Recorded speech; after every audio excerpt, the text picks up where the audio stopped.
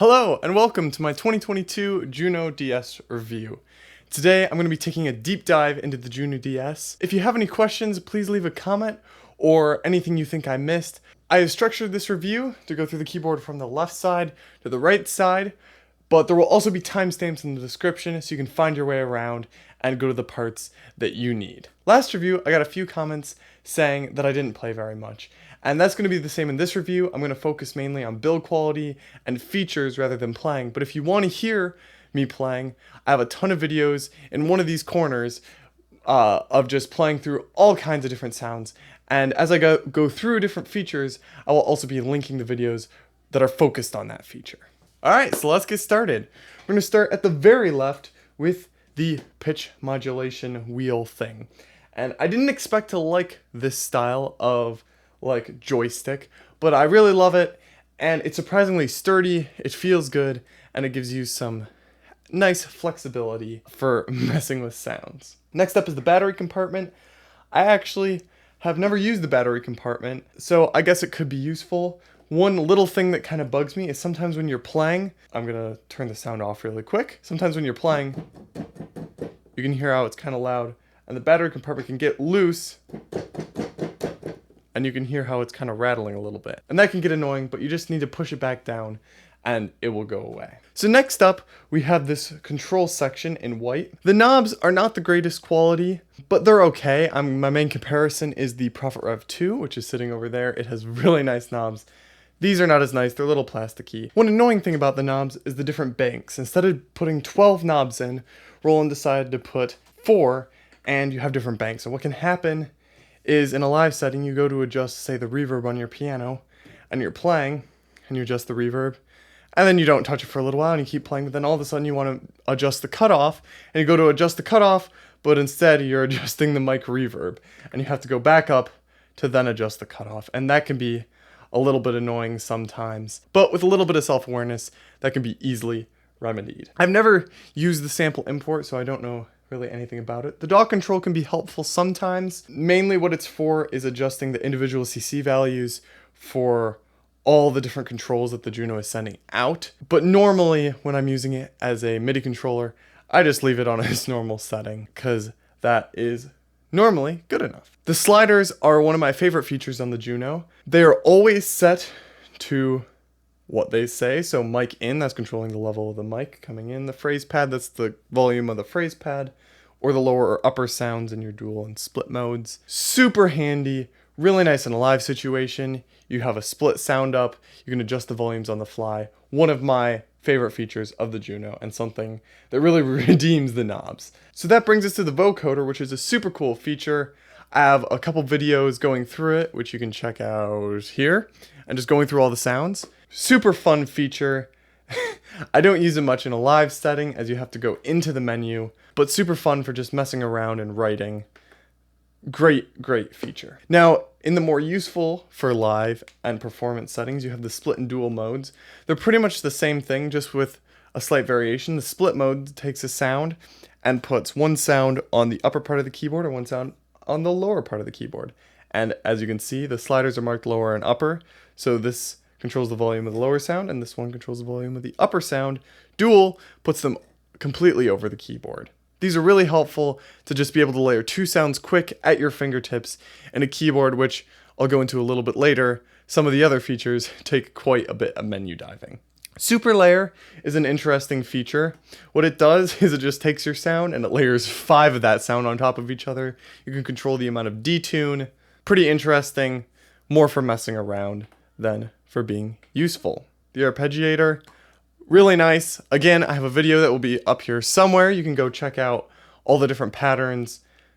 Very standard, nothing really too special there. So one thing that really sets the Juno apart from its competitors is the patch/perform. Now, what this is this can be split or dual sounds saved, but it's more than that, because on the Juno you can actually layer up to 16 sounds on top of each other. So the dual and split are really handy because it's right at your fingertips, and to do the 16 is very menu intensive, but you can do it, and it's relatively straightforward once you know the menus, and I have a video on it that should be in one of the corners. Again, there's lots of references here. The patch perform is where you save all these huge patches that you've created.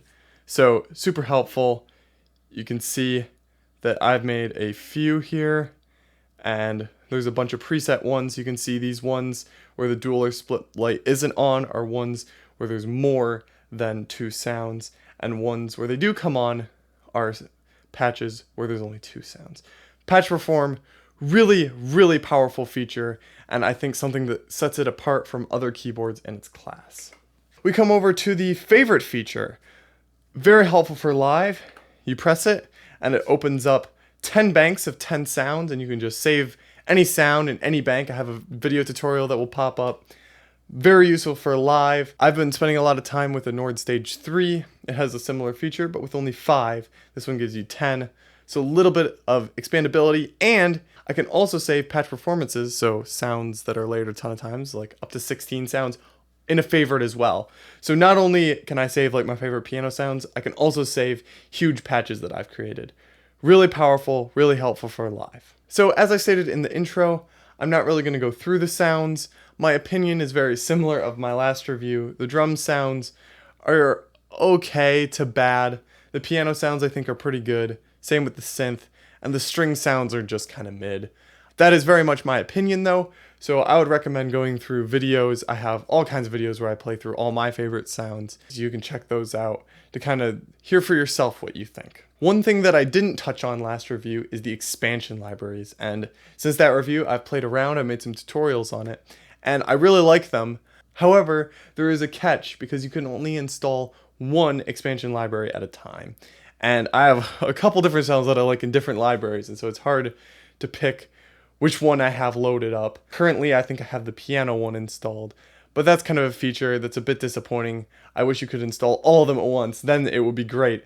But this is kind of a little bit of a give and take, which I think is kind of disappointing. So now we move over to the phrase pads, the final section of the Juno. And here there's really 2 main features. There's the rhythm pattern and there's the pattern sequencer. Then there's the audio. The rhythm pattern is an interesting thing where you can pick from one of 30 drum beats, and there's 8 variations of the drum beat, and you just press the pad.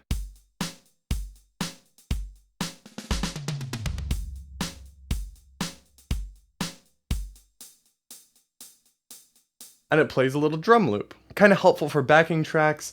I've gone through all of them in a video, which is kind of a lot. Not the most useful feature, but if you're writing a song, you're a singer-songwriter, and you just want some drums to play along to, they're a very helpful feature. Next up is the pattern sequencer. The pattern sequencer is a feature that I didn't know about when I bought the Juno, but has become one of my most used features. It lets you have 8 tracks of 8 bars at almost any BPM you want, and you record in anything, just not audio, it's only MIDI.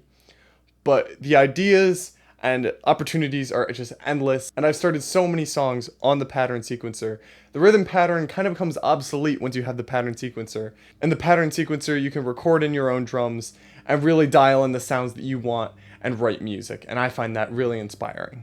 Finally, there's the audio section. What this would allow you to do is upload samples into each of the pads. When you press the pad, it will play the sample. So almost like a sampler, but I have yet to upload any samples to the audio bank. So I don't really know how it works, but I'm sure it's great.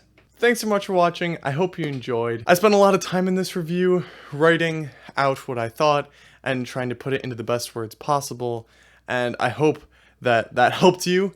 And if it did, it would mean a lot if you left a comment or a like. If you have any questions or comments about anything I said, please leave it in the comment section. I'll do my best to respond to you there. And thanks so much for watching. I hope to see you again in a video very soon. Bye.